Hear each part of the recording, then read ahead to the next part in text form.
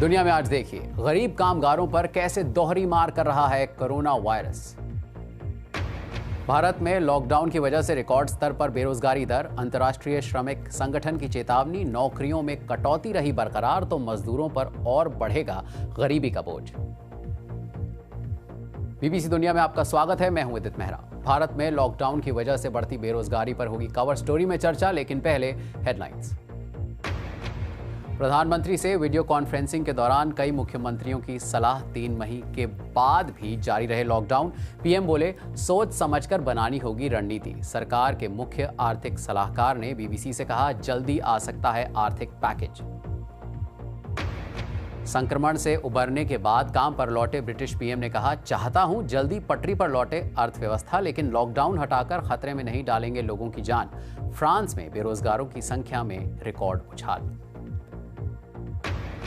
अमेरिकी राष्ट्रपति Donald Trump ने खुद को बताया अब तक का सबसे मेहनती राष्ट्रपति। कहा, कोरोना वायरस को कभी कम करके नहीं आंका। मीडिया को बताया अदृश्य दुश्मन। संक्रमण से अमेरिका में हुई है सबसे ज्यादा मौत। इनमें से कुछ अहम खबरों की चर्चा होगी आज बीबीसी दुनिया में।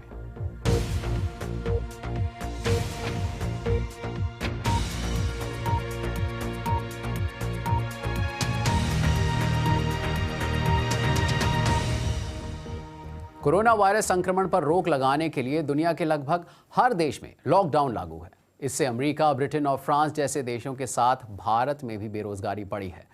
भारत के लिए चिंता ज्यादा बढ़ी इसलिए है कि कई संगठनों ने आगाह किया है कि अगर स्थिति नहीं बदली तो सबसे ज्यादा नुकसान गरीब मजदूरों को उठाना होगा।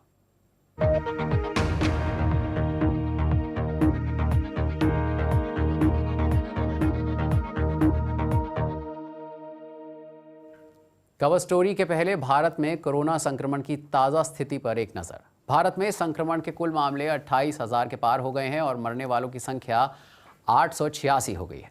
प्रधानमंत्री नरेंद्र मोदी ने आज वीडियो कॉन्फ्रेंसिंग के जरिए मुख्यमंत्रियों से बात की। उन्होंने कहा कि 3 मई के बाद भी सोच समझकर रणनीति बनानी होगी। लॉकडाउन ने भारतीय अर्थव्यवस्था को खासी चोट पहुंचाई है। काम धंधे बंद होने से बेरोजगारी भी बढ़ी है। आर्थिक रिसर्च थिंक टैंक CMI के मुताबिक अप्रैल के तीसरे हफ्ते में देश में बेरोजगारी की दर 26% पहुंच चुकी है। वहीं अंतर्राष्ट्रीय श्रमिक संगठन ने चेतावनी दी है कि अगर नौकरियां जाती रहीं तो भारत के इनफॉर्मल सेक्टर के मजदूर पहले से ज्यादा गरीब हो सकते हैं। बीबीसी संवाददाता नितिन श्रीवास्तव की रिपोर्ट। भूखे प्यासे और बिना यातायात के घर पहुंचना जिंदगी का सबसे कठिन दौर रहा होगा शायद। भारत के भीतर प्रवासी कामगारों की तादाद 4 करोड़ से ज्यादा है और अधिकांश दिहाड़ी पर या छोटे समय के कॉन्ट्रैक्ट वाली नौकरियां करते हैं। आमदनी ठप हो जाने ने इनकी कमर तोड़ रखी है। 4-5 दिन हो गए बैठे हुए सर, खाने के लिए कुछ है नहीं है हमारे पास। हाँ। अब क्या करें भैया, भूखे मरते जा रहे हैं गाँव। अभी सुबह से भूखे। कहाँ के रहने वाले हो? भरतपुर जिला के। अनुमान है कि कोरोना वायरस के चलते घोषित हुए लॉकडाउन के बाद से करीब 10 करोड़ लोग रोजगार ठप होने से घरों में खाली बैठे हैं। यही हाल उन लोगों का है जो दसियों हजार लघु, छोटे और मध्यम उद्योग चलाते हैं। प्रोडक्शन बंद होने ने इन व्यापारों के भविष्य को खतरे में डाल दिया है। लॉकडाउन के बाद से फैक्ट्री की जरा भी आमदनी नहीं हुई है, जबकि बिजली, किराया और टैक्स वगैरह जैसे खर्च भी जारी हैं। हम वर्कर्स को अप्रैल महीने की पूरी सैलरी कैसे दे सकेंगे? इंडियन इकोनॉमी और उससे जुड़ा हुआ रोजगार का मसला जहां अपने को दोबारा से एक कमबैक करने की कोशिश में था, उसी दौरान एक नेशनल लॉकडाउन की घोषणा हो गई। लोगों में एंग्जाइटी बढ़ी है, एप्रीहेंशन बढ़ा है और ज़्यादा से ज़्यादा लोग ये चाहते हैं कि ये पीरियड जल्दी खत्म हो। लेकिन जो सबसे बड़ा डर है वो यही है कि कहीं ये खत्म होने का दौर बहुत लंबा न खिंच जाए। एक तरफ जहां कोरोना वायरस के दस्तक देने के बाद से घोषित लॉकडाउन के पहले महीने में ही बेरोजगारी दर 3 गुना दिख रही है, वहीं प्रधानमंत्री नरेंद्र मोदी ने उद्योगों और कॉर्पोरेट सेक्टर से अपने कर्मियों की नौकरियां बचाए रखने को भी कहा है। कुछ जानकारों को लगता है कि ये कठिन परिस्थितियों की शुरुआत भी हो सकती है। When the lockdown is phased out, the issue will become of getting back to normalcy. Lockdown खत्म होने पर मसला फिर से सामान्य हालात में लौटने का होगा। जब अर्थव्यवस्था का 60% हिस्सा बंद पड़ा है तो बतौर अर्थशास्त्री ये मेरी समझ से परे है कि बेरोजगारी 15 या 20% बढ़ने की बात कैसे कही जा रही है। जब 60% अर्थव्यवस्था बंद है तो रोजगार है कहाँ? मुख्य चुनौती इसे पटरी पर वापस लाने की होगी। भारत के रोजगार लोगों में से करीब 1/3 या तो छोटे लघु उद्योगों से जुड़े हैं या दिहाड़ी पर काम करते हैं। अब क्योंकि उन सभी की आजीविका देश की अर्थव्यवस्था से जुड़ी रहती है, इसलिए कोरोना वायरस लॉकडाउन की चोट भी गहरी लगी है। हालांकि सरकार ने मुफ्त अनाज, कुकिंग गैस और मजदूरों के खातों में पैसे से मदद करने की बात दोहराई है, लेकिन मौजूदा हालातों में इससे शायद ही फर्क पड़ेगा। लॉकडाउन के बाद फंस गए हैं और अपने घर लौटना चाहते हैं। बीबीसी संवाददाता मयूरेश कोंडूर ने ऐसे ही कुछ लोगों से बात की। कोरोना की वजह से आए लॉकडाउन का 1 महीना बीत चुका है। 3 मई तक अगला लॉकडाउन है। उसके आगे क्या होगा किसी को पता नहीं। कोरोना का संकट कितनी दिन रहेगा किसी को पता नहीं। और इसी बीच अपने घर में बैठे हुए जो मजदूर हैं उनका संयम जो है वो अब टूटता दिखाई दे रहा है। हम आज मुंबई से उत्तर भारत की ओर नासिक से जो रास्ता जाता है उस रास्ते पे थोड़े समय के लिए चल के आए और वहाँ पे आप जैसे चलिए आपको थोड़े दिन अंतराल के बाद कुछ ग्रुप्स दिखाई देंगे, कुछ जो इकट्ठा हैं अपने गांव के हैं, किसी एक ज़िले के हैं और वो चल पड़े हैं उत्तर भारत की ओर। यहाँ से कानपुर चलते जाना ऐसे जाना संभव है आपको लगता है? अभी क्या करेंगे, इधर कैसे बैठ के गुजारा होगा। और ये लॉकडाउन तो आप भी समझ रहे हैं कि अभी 1 महीना हो गया और ये 3 तारीख को खुलने वाला नहीं। और हम लोग को एक तो मजदूर आदमी, उसमें भी 8 बाई 8 के रूम में 6 लोग रहते हैं भाड़े से। 3 मई तक रुके बराबर है तो कैसे रुके? अभी तो पहले ही बता रहे हैं 4 हफ्ते और 5 हफ्ते बढ़ सकता है लॉकडाउन। अभी केसेस भी ज़्यादा बोल रहे हैं, बढ़ रहा है। अभी ये लॉकडाउन खोल देंगे तो बहुत भारी हो जाएगा, बहुत भारी पड़ेगा। लोग सिर्फ चलते नहीं जा रहे हैं। हम थोड़ा और जाते हैं तो देखते हैं कि एक साइकिल लेके एक ग्रुप जो है वो जा रहा है। साइकिल से कहाँ पे जा रहे हो? लेकिन यूपी से जाएंगे। कहाँ पे यूपी में? इलाहाबाद। साइकिल से इलाहाबाद? इलाहाबाद। क्यों ऐसा क्यों कर रहे हो? सर क्या करेगा, खाने का नहीं है, क्या करूँ बताओ, भूखा मर जाऊँ। आप कहाँ जा रहे हो? सर मैं भी यूपी जा रहा हूँ। साइकिल पे? जैसे साइकिल से करे क्या कर सर, खाने के लिए कुछ है नहीं। जब तक पैसा था तब तक खाते थे, जब पैसा खत्म हो गया तो हम लोग जो भी बचा हम तो रास्ते में खाते निकल जाएंगे साइकिल से। साइकिल पे कितना देर समय लगेगा? सर चलेगा 10-15 दिन चलेगा। यहाँ लॉकडाउन से बढ़िया तो चलते रहेंगे हम लोग। ये स्थिति अब कब कितनी दिन तक बने रहेगी इसका किसी को भी अंदाजा नहीं है। मयूरेश कोंडूर, बीबीसी। भारत सरकार ने उद्योगों के लिए एक आर्थिक पैकेज तैयार किया है। सरकार के मुख्य आर्थिक सलाहकार प्रोफेसर कृष्णमूर्ति सुब्रमण्यन ने बीबीसी संवाददाता जुगल पुरोहित से खास बातचीत के दौरान ये जानकारी दी। कई लोगों ने ये कहा है कि काफी समय भी निकल गया है, अब तक कोई पैकेज आ जाना चाहिए था या एटलीस्ट अब तक एक ब्लूप्रिंट बाहर आ जानी चाहिए थी। यदि आप लॉकडाउन के समय पे आप पैकेज कुछ भी करो लेकिन इकोनॉमी लॉकडाउन में है, एक्टिविटीज नहीं हो सकती हैं। एसएमईज के लिए सबसे अहम है उनका जो लिक्विडिटी का सिचुएशन। और लिक्विडिटी का सिचुएशन क्योंकि जब लिक्विडिटी नहीं होती है उसके चलते जो है कंपनियों को, छोटी कंपनियों को, जो स्मॉल एंड मीडियम एंटरप्राइजेज हैं, उस पर असर पड़ता है।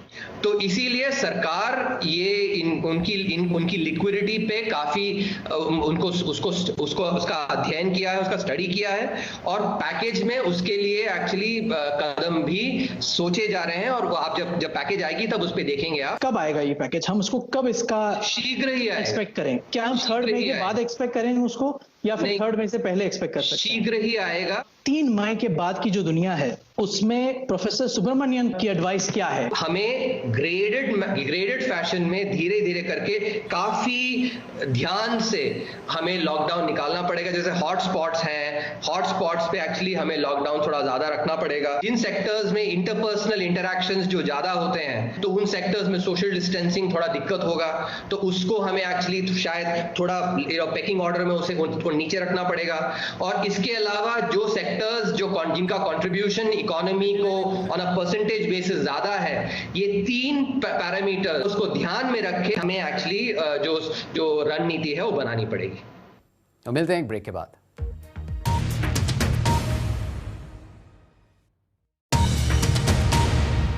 आप देख रहे हैं बीबीसी दुनिया, मैं हूं विदित मेहरा।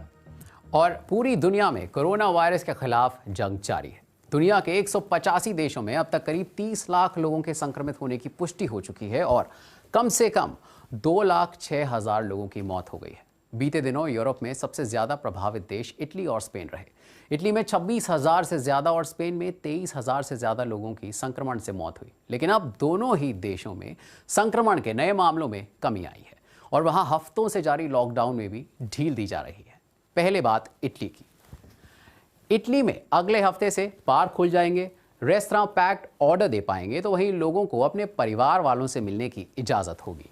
माल बनाने और भवन निर्माण कार्य जैसे कारोबारों को फिर से काम शुरू करने की इजाजत मिल सकती है। लॉकडाउन के नियमों में ढील को लेकर इटली के प्रधानमंत्री जुजेपे कॉन्टे ने क्या कहा, सुनिए। हमारा इरादा है कि 18 मई से खुदरा व्यापार, म्यूजियम और लाइब्रेरी को फिर से खोला जाए। 1 जून से हम cafe, restaurant, salon, hair dresser, massage centre और ब्यूटी केयर को खोलना चाहते हैं। अब बात स्पेन की। यूरोप में लॉकडाउन के सबसे सख्त नियम यहीं लागू थे। 6 हफ्ते बाद वहां पहली बार बच्चों को घर से बाहर निकलने की इजाजत मिली है। शर्त इतनी है कि उनके साथ कोई वयस्क होना चाहिए। उधर ब्रिटेन के प्रधानमंत्री बोरिस जॉनसन कोरोना वायरस संक्रमण से उबरकर काम पर लौट आए हैं। उन्हें 1 हफ्ता अस्पताल में बिताना पड़ा था। कामकाज संभालने के बाद ब्रिटेन के पीएम ने कुछ ये कहा। मैं जानता हूं ये मुश्किल है और मैं भी अर्थव्यवस्था को जल्दी से जल्दी पटरी पर लाना चाहता हूं, लेकिन मैं ब्रितानी लोगों की कोशिशों और बलिदान को एक झटके में बर्बाद नहीं कर सकता। मैं वायरस के दूसरी बार फैलने का जोखिम नहीं ले सकता जिसमें बड़ी जनहानि हो और एनएचएस पर दबाव बढ़े। तो वहीं अमेरिका में संक्रमित लोगों की संख्या 9.5 लाख के पार चली गई है और मरने वालों का आंकड़ा 50,000 के करीब पहुंच रहा है।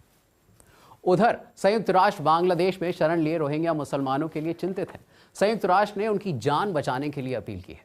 बांग्लादेश में मौजूद दिक्कतों की वजह से ये रोहिंग्या मुसलमान मलेशिया में पनाह लेना चाहते थे। इसके लिए कईयों ने उधार लेकर तस्करों को पैसे दिए थे, लेकिन कोरोना वायरस के डर से मलेशिया ने उन्हें पनाह देने से इनकार कर दिया। अब ये लोग भाग्य के भरोसे हैं। देखिए बीबीसी संवाददाता रजनी वैद्यनाथन की रिपोर्ट, जिसकी कुछ तस्वीरें आपको विचलित कर सकती हैं।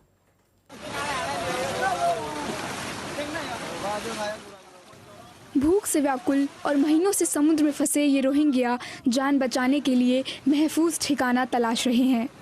छोटे छोटे बच्चों के साथ किनारे पर पहुंचे इन रोहिंग्या शरणार्थियों की नाव को मलेशिया ने इस डर से लौटा दिया कि इनसे देश में कोरोना वायरस फैल सकता है। ऐसे सैकड़ों रोहिंग्या मुसलमानों को बांग्लादेश के तटरक्षकों ने बचाया। उन्होंने बताया कि कैसे दर्जनों लोगों ने रास्ते में ही दम तोड़ दिया। जिंदा रहने के लिए उन्हें समुद्र का खारा पानी पीना पड़ा। चश्मदीदों के मुताबिक रास्ते में मरने वालों के शव को समुद्र में ही फेंक दिया गया। मोहम्मद ने इस खतरनाक सफर के लिए उधार लेकर तस्करों को पैसे दिए थे। मोहम्मद ने बताया कि शिविर में काम नहीं मिलने पर वो ठसाठस भरी नाव पर सवार हुए थे। वहाँ खाने की दिक्कतें थीं और वो बीमार पड़ गए। उन्हें 2 बार मलेशिया से लौटा दिया गया। अब वो उदास हैं और भाग्य को कोस रहे हैं। वो बताते हैं कि अभी सैकड़ों अन्य शरणार्थी उन नावों में फंसे हैं जिन्हें मलेशिया से लौटा दिया गया।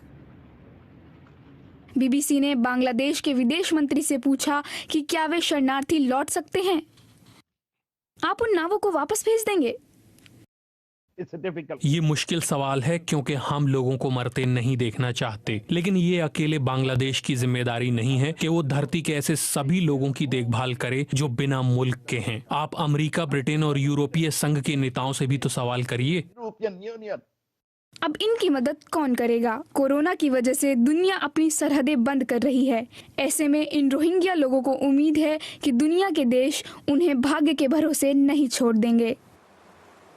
तो रोहिंग्या शरणार्थियों पर भी पड़ रही है कोरोना वायरस की दोहरी मार।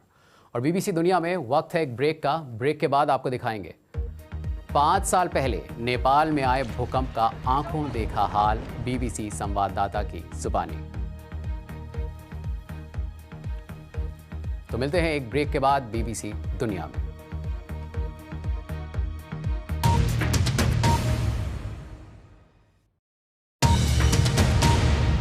स्वागत है आपका बीबीसी दुनिया में। मैं हूं विदित मेहरा। 5 साल पहले यानी 25 अप्रैल 2015 को नेपाल में भीषण भूकंप आया था। इसके असर से 8000 से ज्यादा लोगों की मौत हो गई थी और हजारों बेघर हो गए थे।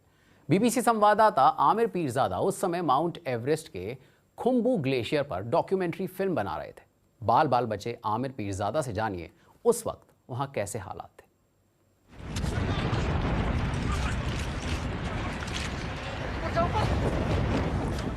हमें ये अंदाजा ही नहीं था कि ये भूकंप है। हमें लगा ये एक एवलांच की वजह से खुम्बू ग्लेशियर हिल रहा है। हमारा पहला रिएक्शन था हम रस्सी पकड़ के नीचे बैठ गए। पूरा ग्लेशियर हिल रहा था, हर साइड से एवलांचेस टूट रहे थे, लेकिन हमारी किस्मत सही थी कि वो एवलांचेस क्रेवासेस में जा रहे थे। जिस ग्लेशियर पे हम चल रहे थे वो ग्लेशियर टूट रहा था, बहुत सारे नए क्रेवासेस खुल गए थे।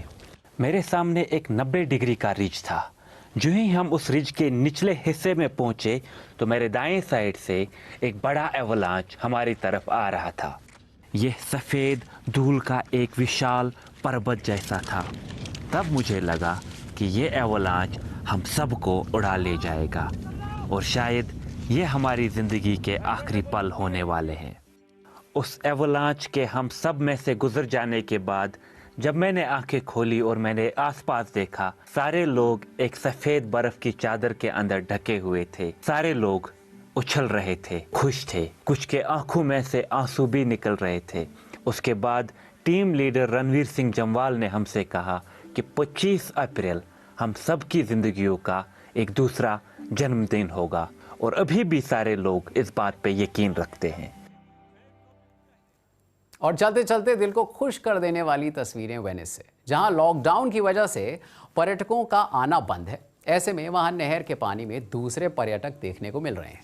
ये पहली बार है जब वेनिस में पानी के नीचे रहने वाले जीव और पेड़ पौधे साफ साफ नजर आ रहे हैं। आमतौर पर यहाँ हजारों नावें, टैक्सी या गोंडोला चलती रहती हैं, लेकिन अब धूल और मलबे के तल पर बैठ जाने से मरीन साइंटिस्ट्स को ये सारे जीव नजर आने लग रहे हैं और इंसानों की गैर मौजूदगी में समुद्री जीव अपनी मौजूदगी दर्ज करवा रहे हैं। तो कार्यक्रम के बारे में आप मुझे ट्वीट कर सकते हैं। मेरा ट्विटर हैंडल है @bbcvidit। आज के लिए इतना ही।